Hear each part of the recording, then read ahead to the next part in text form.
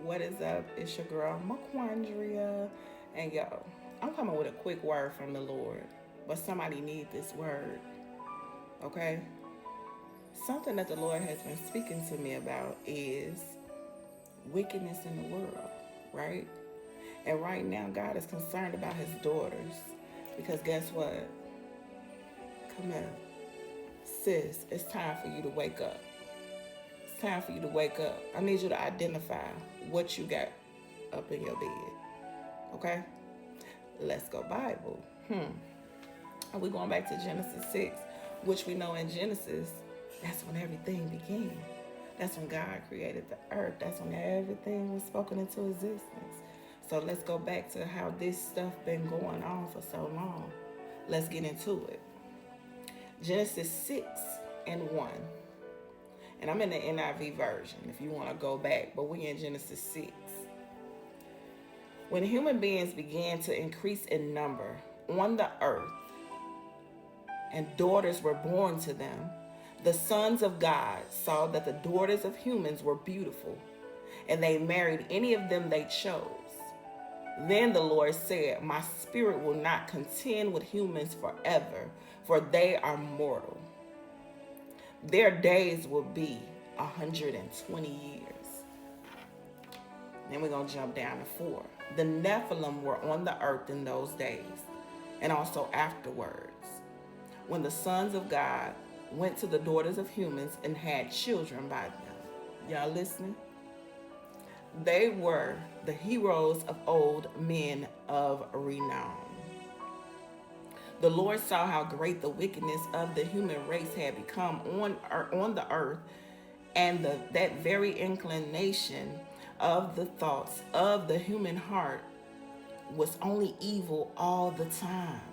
The Lord regretted that He made human beings on the earth, and His heart was deeply troubled. So the Lord said, I will wipe from the face of the earth the human race I have created, and with them the animals, the birds, and the creatures that move along the ground, for I regret that I have made them. But Noah found favor in the eyes of the Lord. Now let's get into it, because we're not going to go too far. We're going to stay right here. Now, I had to stop it because I didn't want it to stop at a good part. So let's talk about how, okay, the Nephilim. So the fallen spirits, the fallen angels were cast down from heaven because they followed the devil. The devil wanted to be worshipped. The devil wanted to be God. But how many of us know that the devil was an angel, which means he had powers, right? He had the anointing. But see, he got casted down to the earth. And those that followed him got casted down as well. But when they started seeing the daughters of God, they thought they were beautiful, and they started sleeping with them. And they started reproducing these beings that are not of God. They started tainting the bloodline. Huh? Did y'all see that? They started tainting the bloodline. So, let me give you my testimony. In my last season, I was pregnant with twins. I lost one, but I had only been pregnant one time, so I didn't even know. But when I left that relationship, I was broken. And the enemy made me feel horrible because it was the way that God told me, like, go get a pregnancy test from the Dollar Tree. I had just met him. I knew God. I knew that I heard this voice. But now I'm hearing this voice loud and clearly as he walking me out of this dark situation. Go to the Dollar Tree and go get a pregnancy test now. I went out, it was like 7 p.m., 8 p.m. I went and got it because that voice was scary to me. But I trusted. I ran and got that Dollar Tree pregnancy test. As soon as I peed on it, I was pregnant. I said, oh. I was devastated, and I wanted that situation to be over. Then God said, schedule to have an abortion. Now, how many of us know that God does not believe in abortion, right? You got to pay attention and you got to know God's voice for yourself. So when I went to that clinic, I'm scared, I'm terrified. But I got this pain in my right side, okay? But I'm listening to this voice. And I go downtown and I go to this doctor because this is what God told me to go. I was just trusting his voice because this voice had so much power. I was just, ooh, this voice. It was a fear though, but it was you get it. So I did it and I went downtown. I didn't even tell nobody. I told my mother. Now, let me stop the car and back up. I did tell my mother. I didn't tell my mother because I was terrified. I went down here because I didn't want nobody to stop me because I knew I heard God. I knew this was God. And sometimes you just got to keep it to yourself and you just got to follow God's voice. But if you are of God, you're going to hearken to his voice. So I go down here and I take this test. You know, the lady said, let me do a blood test on you. I said, okay. Mind you, I'm feeling icky. And I have nothing against women that get abortions.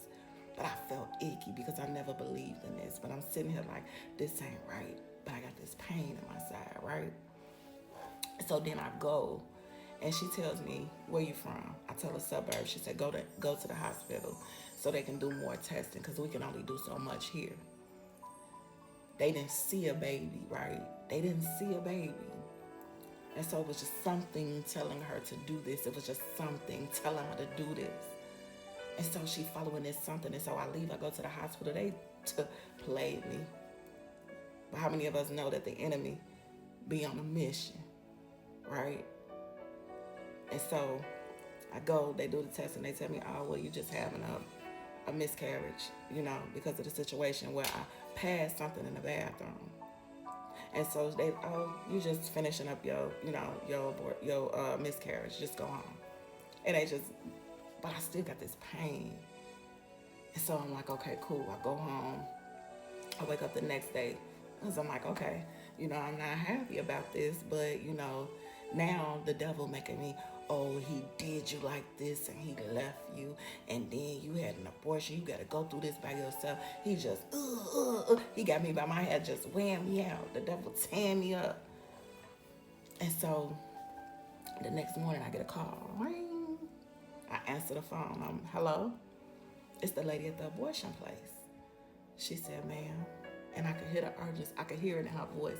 And I'm like, yes. She was like, what did the hospital say yesterday? I said, well, they told me that I was just passing the baby to just go home. And she was like, you need to get up now. You need to take a shower. You need to go to the hospital ASAP. Your levels are dangerously high. I'm like, okay, you know. I'm keeping it together because I can hear God say, don't fret. Just get ready and go. I'm like, okay, cool. I get up, I go. Now, I'm going to go for part. I'm going to click it so it don't go out. And so I go to the hospital and I tell them, like, look, she tells me, here's my direct line. When you get there, call me. I'm like, okay, bet. I'm like, ooh, this sound real. I get there, I call her.